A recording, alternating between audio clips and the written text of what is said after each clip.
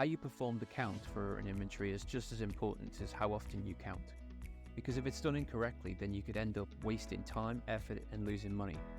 I once implemented a weekly inventory process for a large multi-brand restaurant company in the Gulf.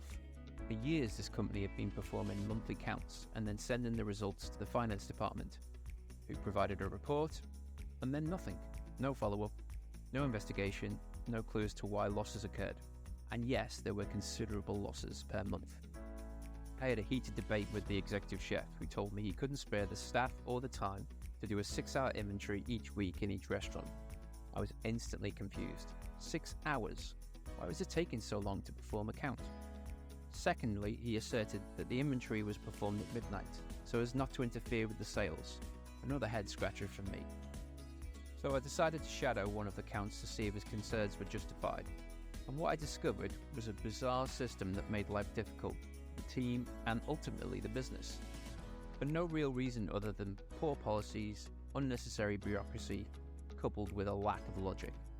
The count itself was taking 5 to 6 hours because only one person was counting. And they had a crazy counting method of running down the cover sheet, one item at a time, and visiting each station or storage area in the restaurant where that item was, before moving on to the next item on the count sheet. As you can imagine, this method took 3 to 4 times longer, and with hundreds of items on a typical count would mean moving back and forth throughout the restaurant, counting each item. Crazy, yet I've seen it in other businesses since. Next, the count sheet printed off by the POS system was in a completely different order to the input back office. So when typing in the results, the chef had to search manually for each item, perform this process for each item, and then, only then, get a report. Now you can see why the inventory was taking 5 to 6 hours. I could go on, but suffice it to say, the method was a combination of policies not fit for purpose, implemented by a finance team with no industry knowledge, and a management team too complacent to make logical changes. So here's my 10-step process that will instantly streamline the process and deliver positive results. Step 1. Prep the count sheet the night before. Have the late duty manager print it ready to count first thing in the morning. Step 2. Schedule 2 people, one front of house, one back of house, to perform the count. This will speed up the process considerably. Step 3. A count in a typical casual dining restaurant should take no more than 2 to 3 hours, including the investigation phase. Anything longer than this, and you likely have a process problem. Step 4. Ensure your POS prints out the count sheet in the same exact order as the input screen. If this can't be done, it's time to consider a better POS system. Step 5. With a 2-person team, move from section to section in your restaurant and count each item until a section station is completed. Have one counting and one writing the results. The person writing will flick back and forth to retain the pages, and the counter shouts out the item and quantity.